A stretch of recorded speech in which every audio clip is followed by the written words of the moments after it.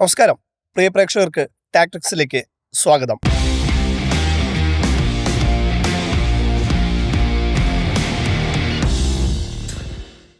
Poster boy സംസ്കാരം Indian ക്രിക്കറ്റിൽ അവസാനിക്കുകയാണോ എന്നാണ് നമ്മൾ ചർച്ച ചെയ്യുന്നത്. നമുക്കിപ്പം MSK ഉണ്ട്. MSK സ്വാഗതം. അതായത് വൈസ് ക്യാപ്റ്റനായിരുന്ന ശുഭ്മാൻ ഗില്ലിനെ ഒരു സുപ്രഭാതത്തിലാണ് ലോകകപ്പ് ടീമിൽ നിന്ന് ഒഴിവാക്കുന്നത്. കാരണം BCCI നെക്സ്റ്റ് പോസ്റ്റർ ബോയ് ആയിട്ട് കൊണ്ടു നടക്കുന്ന താരം കൂടിയാണ് ശുഭ്മാൻ ഗില്ല്. BCCIക്കും മറ്റുള്ളവർക്കുമെല്ലാം പ്രിയപ്പെട്ടൊരു താരം. അദ്ദേഹത്തെ നിർദ്ദയം വെട്ടിക്കൊണ്ട് ഒരു ലോകകപ്പ് സ്ക്വാഡ് ഇന്ത്യ ഇറക്കുക എന്താണ് നൽകുന്നൊരു സന്ദേശം? ശരിക്കും ഇന്ത്യയെ സംബന്ധിച്ചിടത്തോളം ഇന്ത്യ ഒരു വലിയൊരു പദ്ധതിയായിരുന്നു ശുഭ്മാൻ ഗില്ലിനെ തിരിച്ച് ഈ ഏഷ്യ കപ്പിൻ്റെ ടീമിലേക്ക് എടുക്കുന്ന സമയത്തുണ്ടായിരുന്നത്. കാരണം 3 ഫോർമാറ്റിലും ഒറ്റ ക്യാപ്റ്റൻ എന്ന രീതിയിലായിരുന്നു ആ സമയത്ത് ചർച്ചയുണ്ടായിരുന്നത്. അതായത് നേരത്തെ ടെസ്റ്റ് ക്യാപ്റ്റൻസി ടെസ്റ്റിൽ നിന്നും രോഹിത് ശർമ്മ വിരമിക്കുന്നു. അതോടുകൂടി Shubman Gill next poster boy അല്ലെങ്കിൽ ഏറ്റവും മികച്ച ഫോമിലുള്ള ആൾ എന്നുള്ള രീതിയിൽ യുവതാരം എന്ന പരിഗണനയുണ്ട്. ജസ്പ്രീത് ബുംറ ക്യാപ്റ്റൻസി ഏറ്റെടുക്കുന്നില്ല എന്ന് പറയുകയാണ്. ശുഭ്മാൻ ഗിൽ ക്യാപ്റ്റനാവുന്നു. അദ്ദേഹം ഇംഗ്ലണ്ടിൽ മികച്ച രീതിയിൽ ഇംഗ്ലണ്ടിനെതിരെയുള്ള ടെസ്റ്റ് പരമ്പരയിൽ മികച്ച രീതിയിൽ പെർഫോം ചെയ്യുന്നു. അതിനുശേഷം വൺ ഡേയിൽ നിന്നും രോഹിത് ശർമ്മയെ മാറ്റുന്നു. രോഹിത് ശർമ്മ ആ സമയത്തും വിരമിച്ചിരുന്നില്ല. പക്ഷേ എല്ലാ ഫോർമാറ്റിലും ഒരു ക്യാപ്റ്റൻ മതി എന്ന നിലയിൽ രോഹിത് ശർമ്മയെ മാറ്റിക്കൊണ്ട് ശുഭ്മാൻ ഗിൽ വൺ ഡേയിലും ക്യാപ്റ്റനാവുന്നു. അപ്പോൾ സ്വാഭാവികമായിട്ടും അടുത്തത് T20 ആണ്. T20യിലും അദ്ദേഹത്തെ തന്നെ ക്യാപ്റ്റൻ ആക്കണം എന്നുള്ള ഉദ്ദേശം തന്നെയായിരുന്നു BCCIക്ക് ഉണ്ടായിരുന്നത്. സൂര്യകുമാർ യാദവ് മികച്ച രീതിയിൽ ക്യാപ്റ്റൻസി മുന്നോട്ട് കൊണ്ടുപോകുന്നു എന്നുള്ളത് കൊണ്ട് മാത്രമായിരുന്നു ആ സമയത്ത് അദ്ദേഹത്തെ മാറ്റാതിരുന്നത്. അപ്പം സ്വാഭാവികമായിട്ടും ശുഭ്മാൻ ഗില്ലിനെ ഈ ഏഷ്യ കപ്പിൻ്റെ ടീമിലേക്ക് എടുക്കുന്ന സമയത്ത് ഇന്ത്യൻ സെലക്ടർമാരുടെയും കോച്ചിൻ്റെയും ഒക്കെ ഒറ്റ ലക്ഷ്യം ശുഭ്മാൻ ഗില്ലിനെ തന്നെ ഭാവിയിൽ ഈ T20 ലോകകപ്പിന് ശേഷം ക്യാപ്റ്റനാക്കും, അല്ലെങ്കിൽ സൂര്യകുമാർ യാദവിനെ മാറ്റിക്കൊണ്ട്, അല്ലെങ്കിൽ അദ്ദേഹം ഒരു പക്ഷേ ഇപ്പം 35 വയസ്സും 36ാമത്തെ വയസ്സിലേക്ക് പോവുകയാണ് സൂര്യകുമാർ യാദവ്. അദ്ദേഹത്തിന് ഒരു വലിയൊരു ഭാവി T20യിലില്ല. അപ്പോൾ സ്വാഭാവികമായിട്ടും ശുഭ്മാൻ ഗിൽ അദ്ദേഹത്തിൻ്റെ ഒരു പിൻഗാമി ആകും എന്നുള്ള നിലയിൽ വരുന്ന സമയത്താണ് അദ്ദേഹത്തിൻ്റെ ഫോം ഔട്ട് നമ്മൾ കാണുന്നത്. അപ്പോൾ ഫോം ഔട്ട് എന്ന് പറയുമ്പോൾ ഭീകരമായ ഫോം ഔട്ടാണ്. അതായത് ഏഷ്യ കപ്പിൽ തിരിച്ചു വന്ന അദ്ദേഹം ഓസ്ട്രേലിയക്കെതിരെയുള്ള പരമ്പര കളിച്ചു. അതിനുശേഷം ഈ കഴിഞ്ഞ സൗത്ത് ആഫ്രിക്കയ്ക്കെതിരെയുള്ള പരമ്പര കളിച്ചു. ഒന്നിലും അദ്ദേഹം ഫോമായിരുന്നില്ല. അവസാനം കളിച്ച മത്സരത്തിൽ 14 ഇന്നിങ്സിൽ ഒറ്റ 50 പോലും ഇല്ല. അപ്പോൾ അത്രയും ദയനീയമായ ഫോമായിരുന്നു. ഒരുപക്ഷെ അദ്ദേഹം ഫോമായിരുന്നെങ്കിൽ തീർച്ചയായിട്ടും ഈ ടീമിന് തന്നെ ശുഭ്മാൻ ഗിൽ ഈ ടീമിൽ ഉണ്ടാകുമായിരുന്നു. ഈ ലോകകപ്പിന് ശേഷം തീർച്ചയായിട്ടും അദ്ദേഹത്തെ ക്യാപ്റ്റൻസി നൽകുമായിരുന്നു. അപ്പോൾ ആ ഒരു വലിയൊരു പദ്ധതിയിൽ നിന്നും ഡ്രോപ്പ് ഔട്ടായി എന്നുള്ളതാണ് അദ്ദേഹത്തെ പുറത്താക്കിയതിലൂടെ നമുക്ക് കാണാൻ കഴിയുന്നത്. ശുഭ്മാൻ ഗിൽ T20 എന്ന് പറയുമ്പോൾ അദ്ദേഹത്തിന് അന്താരാഷ്ട്ര തലത്തിൽ മികച്ച രീതിയിൽ പെർഫോം ചെയ്യാൻ കഴിഞ്ഞിട്ടില്ലെങ്കിലും അന്താരാഷ്ട്ര തലത്തിൽ നമ്മൾ ഈ 3 ഫോർമാറ്റിലും സെഞ്ചുറി അടിച്ച അപൂർവം കളിക്കാരിൽ ഒരാളാണ് ശുഭ്മാൻ ഗിൽ. അപ്പോൾ അങ്ങനെ ഒരു താരമാണ്. അതുമാത്രമല്ല IPL അദ്ദേഹം മികച്ച ഫോമിൽ നമ്മൾ കളിക്കുന്നത് കണ്ടിട്ടുണ്ട്. പക്ഷേ ശുഭ്മാൻ ഗില്ലിൻ്റെ പ്രശ്നം എന്ന് വെച്ചാൽ അദ്ദേഹത്തെക്കാൾ നന്നായിട്ട് കളിക്കുന്ന 2-3 പേരെങ്കിലും ഈ ഓപ്പണർ സ്ലോട്ടിന് വേണ്ടി നിൽക്കുന്നു. കമ്പാരിസൺ വരുമ്പോഴാണ് അവിടെയാണ് ഒരു പ്രശ്നം. ഇപ്പോൾ സഞ്ജു സാംസൺ മികച്ച രീതിയിൽ കളിച്ചു. 5ാമത്തെ ശരിക്കും BCCI വൃത്തങ്ങളിൽ നിന്ന് വരുന്ന വാർത്ത എന്ന് പറയുമ്പോൾ ശുഭ്മാൻ ഗിൽ പോലും കരുതിയിരുന്നില്ല ഒരിക്കലും തന്നെ പുറത്താക്കുമെന്ന്. അതായത് 5ാമത്തെ ഈ ഇഷാൻ കിഷനെ ടീമിലേക്ക് എടുക്കുന്നു. ഇഷാൻ കിഷൻ ടീമിലെടുക്കുന്ന ജാർഖണ്ഡിൻ്റെ ഫൈനൽ നമ്മൾ കണ്ടതാണ്. ആ മത്സരം കാണാൻ 2 സെലക്ടർമാരുണ്ടായിരുന്നു. പ്രഗ്യാൻ ഓജയും അതുപോലെ RP സിംഗും ഈ മത്സരം കാണാനുണ്ടായിരുന്നു. അപ്പം ആക്ച്വലി ശുഭ്മാൻ ഗില്ലിൻ്റെ ടീമിൽ നിലനിർത്തുമെന്ന് തന്നെയായിരുന്നു എല്ലാവരും പ്രതീക്ഷിച്ചിരുന്നത്. നമുക്കറിയാം ആകാശ് ചോപ്രയെ പോലുള്ള അല്ലെങ്കിൽ മുൻ താരങ്ങളൊക്കെയും അവരുടെ ഇർഫാൻ പത്താനെ പോലുള്ള ആൾക്കാരൊക്കെയും അവരുടെ ഒരു പെർഫെക്റ്റ് 11 അല്ലെങ്കിൽ അവർ പ്രതീക്ഷിച്ച 11 ഡ്രീം 11 അല്ലെങ്കിൽ ഈ ലോകകപ്പിലേക്ക് എടുക്കുന്ന ടീം എന്നുള്ള രൂപത്തിൽ അവരുടെ ടീമിലൊക്കെയും ശുഭ്മാൻ ഗിൽ ഉണ്ടായിരുന്നു.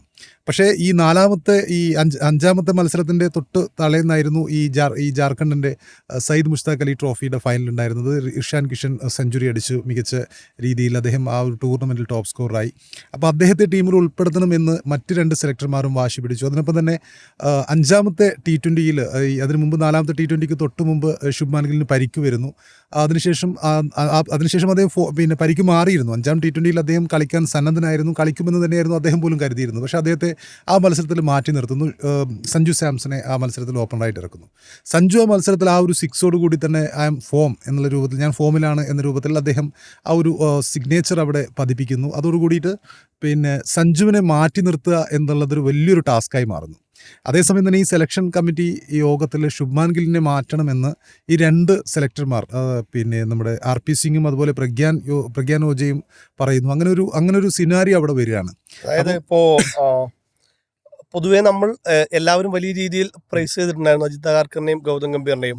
അവർ നല്ല രീതിയിൽ അവസാനമെങ്കിലും ബോധം വന്നു എന്നൊക്കെ രീതിയിലുള്ള കമൻറ്റുകളും മറ്റും കാര്യങ്ങളൊക്കെ ആയിട്ട് വലിയ രീതിയിൽ പ്രകീർത്തനമുണ്ട്.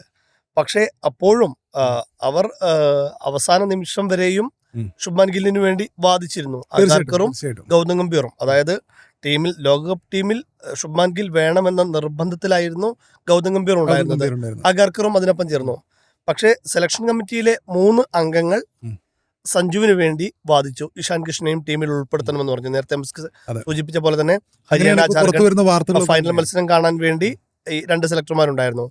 മൂന്നാമതൊരാളും കൂടി സഞ്ജുവിനെ കൂടി വാദിച്ചതോടുകൂടി 3 താരങ്ങൾ. അപ്പോൾ ഈ ഭൂരിപക്ഷം നമുക്കറിയാം, ഇത്തരം മീറ്റിങ്ങുകളിലും കാര്യങ്ങളിലൊക്കെ ഭൂരിപക്ഷമാണ് നോക്കുന്നത്. അപ്പോൾ ഏറ്റവും ട്രസ്റ്റഡ് ആയ സോഴ്സ് പ്രകാരം നമുക്ക് കിട്ടുന്ന വിവരങ്ങൾ ഭൂരിപക്ഷം അഭിപ്രായം സഞ്ജു സാംസണും ഇഷാൻ കിഷനെയും ടീമിൽ ഉൾപ്പെടുത്തണമെന്നുള്ളതായിരുന്നു. ശുഭ്മാൻ ഗില്ലിനെ ഒഴിവാക്കണമെന്നുള്ളതായിരുന്നു.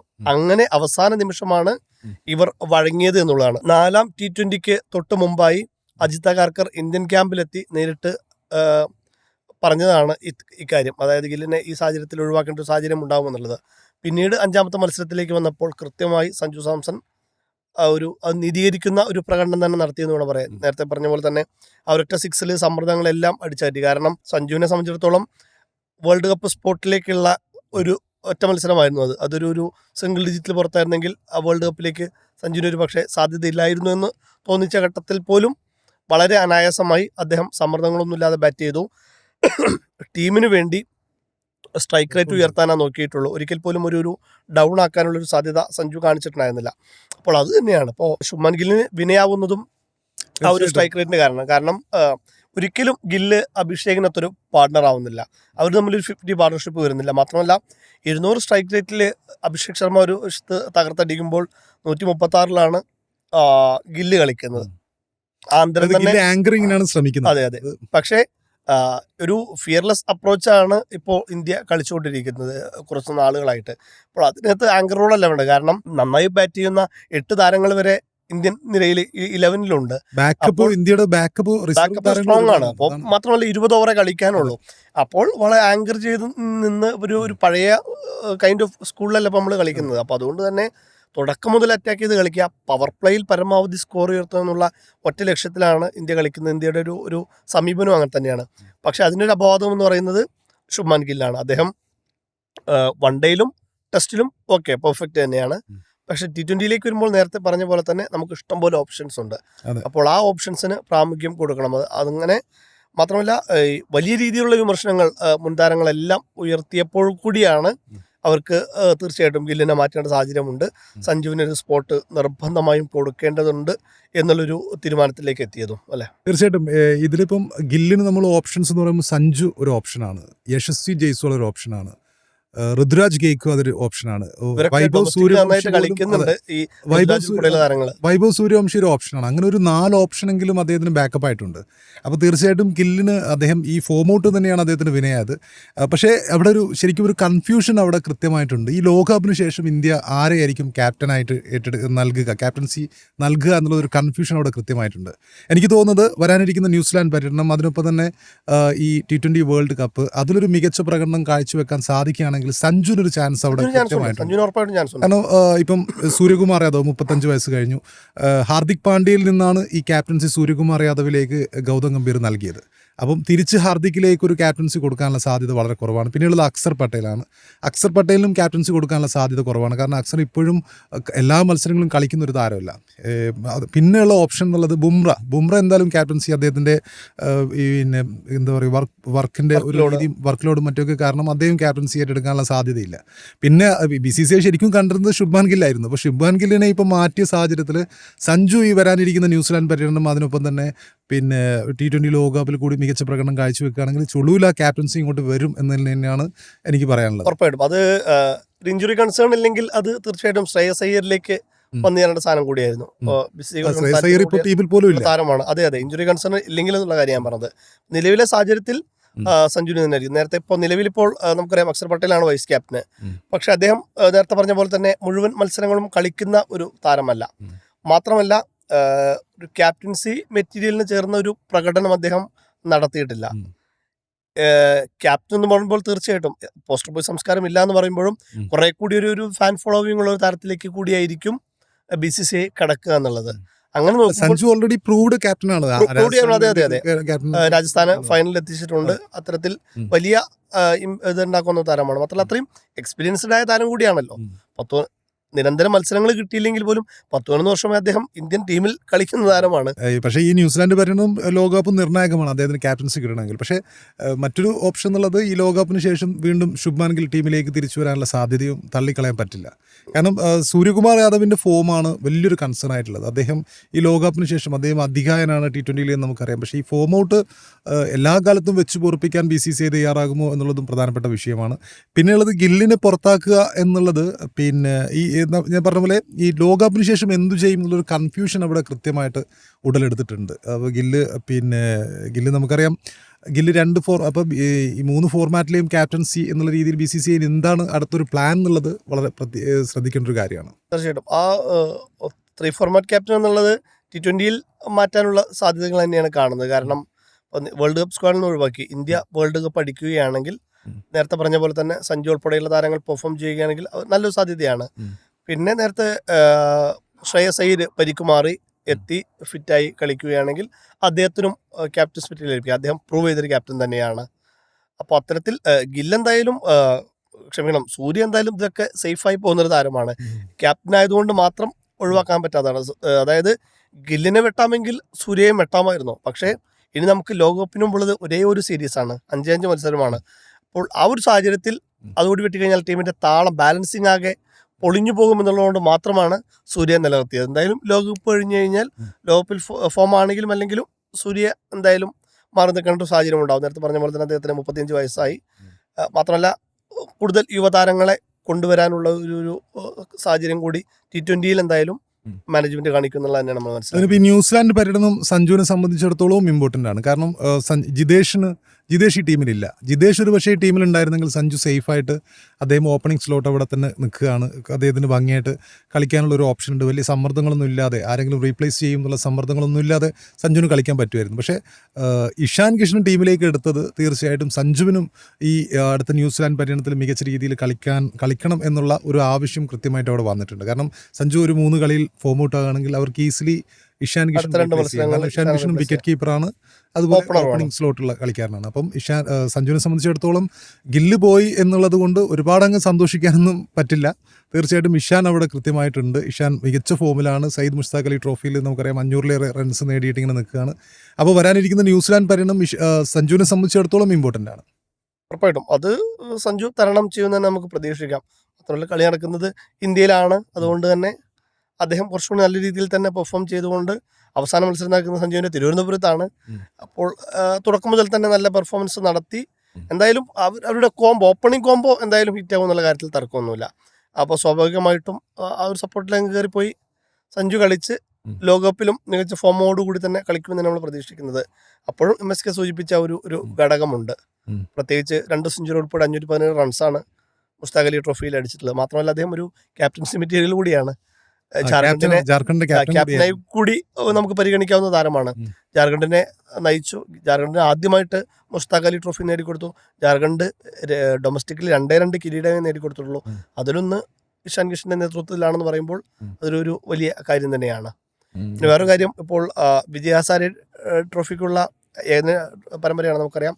അതിലുള്ള പഞ്ചാബ് ടീമിൽ കയറിയിട്ടുണ്ട് ശുഭ്മാൻ ഗില്ല്. പക്ഷെ പഞ്ചാബ് ടീം പക്ഷേ ഇതുവരെയും ക്യാപ്റ്റനെ പ്രഖ്യാപിച്ചിട്ടില്ല. അതൊരു സർപ്രൈസ് ആയിട്ട് ഇങ്ങനെ നിൽക്കുകയാണ്. ആരായിരിക്കും നോർമലി ശുഭ്മാൻ ഗില്ലിനെ ക്യാപ്റ്റനായിട്ട് അങ്ങ് പ്രഖ്യാപിക്കുക, അങ്ങനെയാണ് അവരുടെ രീതി ഉണ്ടാവുക. പക്ഷേ ഈ ഇതിൽ അവരെന്തൊക്കെ ഒരു ട്വിസ്റ്റ് അവിടെ നടന്നുകൊണ്ടിരിക്കുകയാണെന്ന് തോന്നുന്നു. കാരണം ശുഭ്മാൻ ഗില്ലിനെ സംബന്ധിച്ചിടത്തോളം ഇപ്പോൾ കുറേ റൂമറുകൾ ഇങ്ങനെ വന്നുകൊണ്ടിരിക്കുകയാണ്.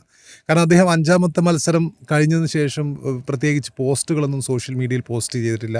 പക്ഷേ അതിനു മുമ്പത്തെ അദ്ദേഹം കളിച്ച കളികളുടെയൊക്കെ പോസ്റ്റുകൾ വി വിൻ എന്നൊക്കെ പറഞ്ഞിട്ട് പോസ്റ്റ് ചെയ്തിട്ടുണ്ട്. അപ്പോൾ അവിടെ കൃത്യമായിട്ടും ശുഭ്മാൻ ഗില്ലിന് ടീമിലൊരു അസ്വാരസ്യം അവിടെ നിൽക്കുകയാണ്. കാരണം ശുഭ്മാൻ ഗിൽ അങ്ങനെ ഒരു ചർച്ചകൾ സോഷ്യൽ മീഡിയയിലുണ്ട്. കാരണം അദ്ദേഹത്തെ പോലും അറിയിക്കാതെയാണ്. സൂര്യകുമാർ യാദവും ഗൗതം ഗംഭീറും അദ്ദേഹത്തിൻ്റെ കൂടെ തന്നെ എല്ലാ സമയത്തും ഉള്ള ആൾക്കാരാണ് ഈ പരമ്പരക്കിടയിൽ തന്നെ. അപ്പം ഈയൊരു അദ്ദേഹത്തെ ഈ T20 ലോകകപ്പിൽ നിന്നും ഒഴിവാക്കുന്ന ഒരു കാര്യം അദ്ദേഹത്തോട് നേരിട്ട് അവർ കമ്മ്യൂണിക്കേറ്റ് ചെയ്തിട്ടില്ല എന്നുള്ള വാർത്തകളൊക്കെ ഇപ്പോൾ സജീവമാണ്. അങ്ങനെയാണെങ്കിൽ തന്നെ അത് ശുഭ്മാൻ ഗില്ലിന് അദ്ദേഹത്തോട് ചെയ്യുന്നൊരു അനീതിയാണെന്ന് തന്നെയാണ് എനിക്ക് തോന്നുന്നത്. കാരണം ടീമിനൊപ്പം ഏകദിന ടീമിൻ്റെ നായകനാണ്, ടെസ്റ്റ് ടീമിൻ്റെ നായകനാണ്. അങ്ങനെയുള്ള ഒരാളെ ഈ ഒരു പരമ്പരയിൽ അല്ലെങ്കിൽ T20 ലോകകപ്പിൽ നിന്നും മാറ്റി നിർത്തുന്നു, T20 ടീമിൽ നിന്ന് പുറന്തള്ളുന്നു എന്ന് പറയുമ്പം ആ ഒരു കമ്മ്യൂണിക്കേഷൻ അവിടെ നടന്നിട്ടില്ല എങ്കിൽ അതൊരു കൃത്യമായിട്ടുള്ളൊരു കൺസേൺ തന്നെയാണ് ഇന്ത്യൻ ടീമിന്. തീർച്ചയായിട്ടും. അപ്പോൾ അതിൽ നമുക്ക് പ്രശ്നം എന്ന് വെച്ച് കഴിഞ്ഞാൽ ഈ പോസ്റ്റർ ബോയ് സംസ്കാരം പിന്തുടരുന്നതുകൊണ്ടുള്ളൊരു പ്രശ്നം തന്നെയാണ്. അപ്പോൾ നമുക്കറിയാം ക്രിക്കറ്റ് ഭയങ്കരമായൊരു ജനപ്രീതി നേടുന്നത് 83 ഒരു ഐതിഹാസിക വിജയത്തിന് ശേഷമാണ്. കപിൽ ദേവിൻ്റെ ചൗത്താന്മാർ ലോർഡ്സിൽ വെസ്റ്റ് ഇൻഡീസിനെ, അതായത് ഹാട്രിക് കിരീടം ലക്ഷ്യമിട്ടെത്തിയ വെസ്റ്റ് ഇൻഡീസിനെ തോൽപ്പിച്ചുകൊണ്ട് അതിൻ്റെ ഒരു ചരിത്ര നേട്ടം കുറിക്കുമ്പോഴാണ് ക്രിക്കറ്റ് വലിയ രീതിയിൽ പ്രചാരത്തിലാവുന്നത്. പിന്നീട് ആ ഒരു ഇത് നിലനിർത്തുന്നത് സച്ചിൻ തെണ്ടുൽക്കർ എന്നുള്ള ഒരു ഇതിഹാസ തുല്യനായ, ഇന്ത്യയെ സംബന്ധിച്ചിടത്തോളം ദൈവതുല്യനായ ഒരു താരം അദ്ദേഹമാണ്. പിന്നീട് സച്ചിൻ്റെ റിട്ടയർമെൻറ്റിന് ശേഷം ഏറെക്കുറെയൊക്കെ ഒന്ന് മങ്ങുമെന്ന് തോന്നിച്ച ഘട്ടത്തിൽ വിരാട് കോഹ്ലി ആ പ്ലേസ് കൃത്യമായിട്ട് തന്നെ നികത്തി വലിയ രീതിയിലുള്ള ഫാൻ ഫോളോവിങ് ക്രിക്കറ്റിൻ്റെ പ്രചാരണത്തിൽ ഉൾപ്പെടെ വലിയ രീതിയിൽ അദ്ദേഹം സംഭാവന ചെയ്തു. പിന്നീട് BCCI കണ്ടുവച്ച ഏറെക്കുറെയൊക്കെ ആ ഒരു രീതിയിലേക്ക് വിരാട് കോഹ്ലി മാത്രമല്ല, രോഹിത് ശർമ്മയും അതിന്റെ കൂടെ അതെ രോഹിത്തും ബാബുസ്വാമി മോഡലായിരുന്നു. ഉറപ്പായിട്ടും രോഹിത്തുണ്ട്.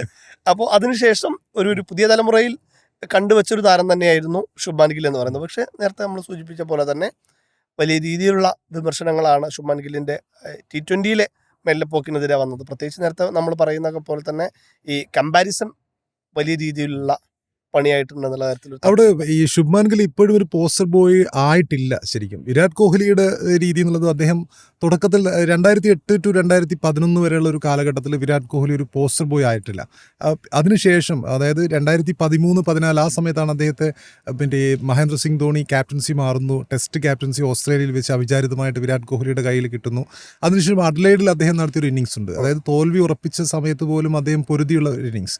അതിനുശേഷം മുതലാണ് അദ്ദേഹത്തിന്റെ പിന്നെ 2016-17 അദ്ദേഹത്തിന്റെ വർഷമായിരുന്നു. ഒരു കലണ്ടർ വർഷം, ഒരുപാട് റൺസ് വാരിക്കൂട്ടുന്നു, എല്ലാ ഫോർമാറ്റിലും 1000-ലധികം റൺസ് വാരിക്കൂട്ടുന്നു. ആ ഒരു പ്രോസസ്സ് ഉണ്ട്. ഒരു 4-5 വർഷത്തിന് ശേഷമാണ് അദ്ദേഹം ഒരു പോസ്റ്റർ ബോയ് ആയത്. ഇപ്പം ശുഭ്മാൻ ഗില്ലിലേക്ക് വരുമ്പോൾ ശുഭ്മാൻ ഗിൽ ഉള്ളപ്പോൾ തന്നെ വിരാട് കോഹ്ലിയും രോഹിത് ശർമ്മയും അവരുടെ പ്രൈം ഫോമിലാണ് കളിച്ചുകൊണ്ടിരിക്കുന്നത്. അതായത് ഒരാൾ സ്റ്റിൽ അവർ കളിച്ചുകൊണ്ടിരിക്കുന്നത്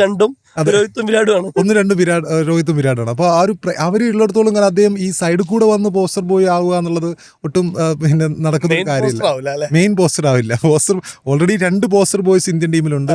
പിന്നെ ബുംറ മറ്റൊരു പോസ്റ്റർ ബോയ് ആണ്. അപ്പോൾ അതിൻ്റെ ഇടയ്ക്ക് കൂടി ഇദ്ദേഹം പോസ്റ്റർ ബോയ് ആയിട്ട് വളർന്നിട്ടില്ല. മേ ബി അതിൻ്റെ സാധ്യതകൾ ഇങ്ങനെ തുറന്ന് വെച്ചിരിക്കുകയാണ്. പതിയെ വളരുന്നൊരു BCCI അല്ലെങ്കിൽ സെലക്ടർമാർ നീ ഒരു പോസ്റ്റർ ബോയ് ആണ് എന്ന് പറഞ്ഞിട്ട് അദ്ദേഹത്തിന് അവസരങ്ങൾ കൂടുതൽ കൊടുക്കുകയാണ്. അപ്പോൾ എന്തായാലും ഒരു പോസ്റ്റർ ബോയ് സംസ്കാരം അപ്പോൾ ഏറെക്കുറെയൊക്കെ അവസാനിച്ചു എന്ന് തന്നെ നമ്മൾ മനസ്സിലാക്കേണ്ടി വരും. ടീമിനാണ് ഇനി അങ്ങോട്ട് പ്രാമുഖ്യം നൽകുന്നത് എന്നുള്ള ഒരു തിരിച്ചറിവ് താരങ്ങൾക്കും ടീമിനും വന്നിട്ടുണ്ടാവും എന്നുള്ളത് തന്നെയാണ് നമ്മൾ മനസ്സിലാക്കുന്നത് അല്ലേ? തീർച്ചയായിട്ടും. ടാക്ടിക്സ് അവസാനിക്കുകയാണ്. അടുത്ത എപ്പിസോഡുമായി വീണ്ടും കാണാം. നമസ്കാരം.